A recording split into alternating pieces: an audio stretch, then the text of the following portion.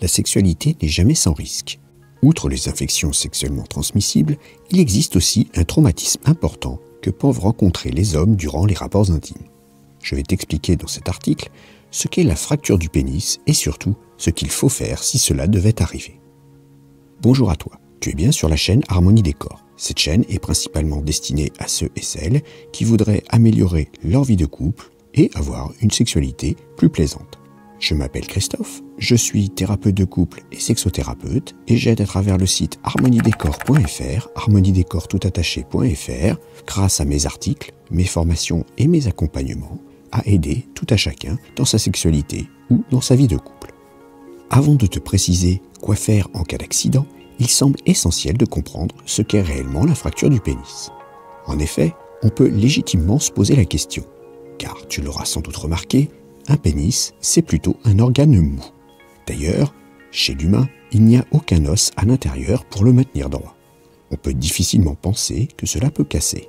Pourtant, pour imaginer cela, je vais prendre un objet que tout le monde doit connaître et qui peut avoir les mêmes propriétés. Je parle ici du célèbre carambar. Et oui, quand celui-ci est placé dans un environnement assez chaud, ta poche par exemple, le caramel reste mou et peut alors se plier dans diverses positions sans dommage. Cependant, et je t'invite à en faire l'expérience, il te suffit de le mettre au réfrigérateur quelque temps pour que le caramel devienne dur et cassant. Comme tu le vois avec l'exemple du carambar, le pénis peut aussi se fracturer dans certaines conditions. En outre, on entend souvent un bruit un peu sec lorsque cela arrive, un crack caractéristique. C'est principalement pour cela qu'on parle d'ailleurs de fracture.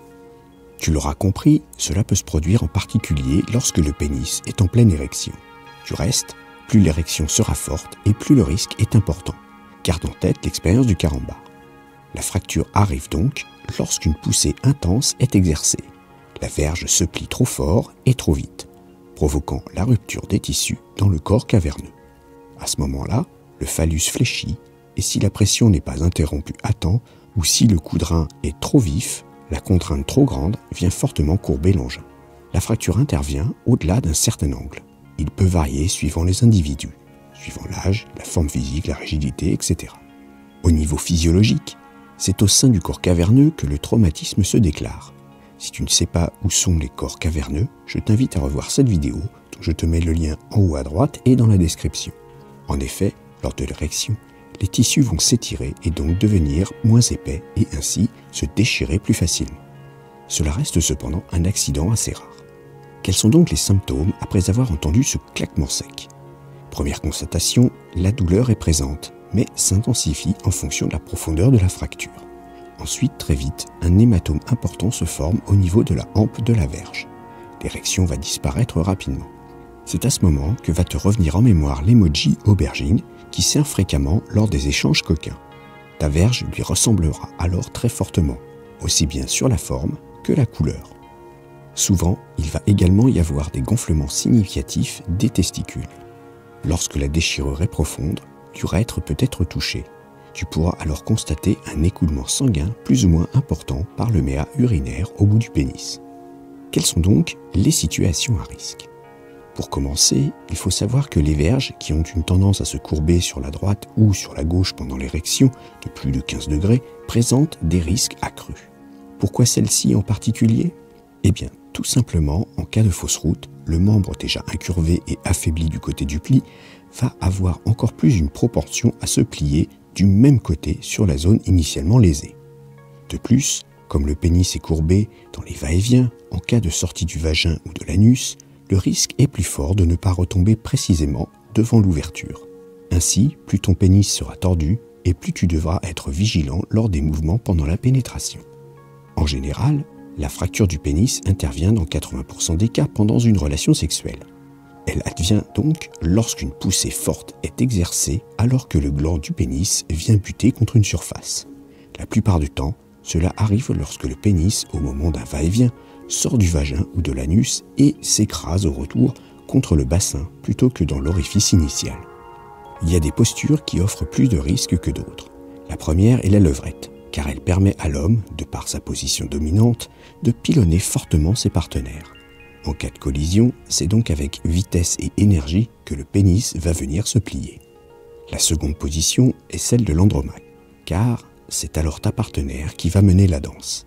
Si en redescendant, ta verge sort de l'orifice et que ta partenaire, sous la force de l'élan et de son propre poids, vient percuter le phallus contre son bassin, c'est à ce moment-là un choc violent qui t'attend.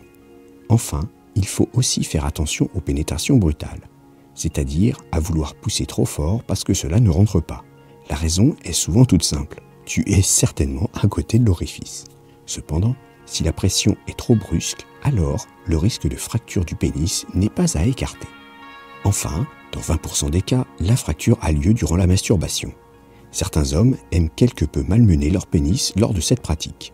Cependant, en tordant trop le membre, des risques de lésions peuvent apparaître pour aller jusqu'à la fracture. Certaines façons de se masturber, en utilisant par exemple des éléments divers, peuvent aussi créer des conditions favorables à la pliure soudaine engendrant une blessure. Il est donc recommandé d'avoir une pratique plutôt soft pour ne pas abîmer cet organe intime. Avant de poursuivre, je t'invite à t'abonner à la chaîne pour ne pas manquer les prochaines publications. Tu peux bien sûr la partager et mettre un petit like. Et puis, si tu veux soutenir la chaîne, je t'invite à faire un don en utilisant le lien présent dans la description. En effet, produire ce genre de contenu demande du temps et de l'argent. Mais reprenons. Alors, que faire lorsque le drame arrive et qu'un craquement se fait entendre ? Pour commencer, tu dois savoir que c'est très impressionnant. Si tu as tendance à être un peu émotif, mieux vaut t'asseoir.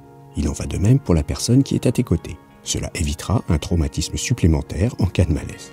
Ensuite, le plus tôt possible, il faut venir déposer un linge contenant de la glace sur la zone touchée. Il faudra le faire avec douceur en faisant attention à ne pas empirer les dégâts en provoquant aussi une engelure. Par la suite, il te faudra le plus vite possible te rendre aux urgences. Il est important de le faire en moins d'une semaine pour éviter d'avoir des séquelles handicapantes. Une opération en urgence sera alors programmée pour venir résorber l'hématome et réduire la déchirure. Plus la réparation aura lieu rapidement après la fracture et moins il y aura de séquelles. Si rien n'est fait, une fibrose des tissus et une déformation permanente de la verge s'installeront. Cela pourra engendrer des difficultés érectiles ainsi que des douleurs. Parfois, cela pourra conduire à la formation d'un abcès, voire d'une nécrose, pouvant entraîner une gangrène. Donc, même si cela semble un peu honteux, il est plus que recommandé d'aller se faire soigner. Il est malheureusement possible de se faire fracturer les deux côtés du pénis. C'est rare, puisque la majorité des personnes ayant déjà eu une fracture vont faire attention à ce que cela ne se reproduise plus. Après l'intervention, il faut en général un repos du membre de 3 à 8 semaines avant d'envisager la reprise des activités sexuelles. Psychologiquement, le traumatisme peut rester fortement ancré et une peur persistante des relations sexuelles risque alors de s'installer.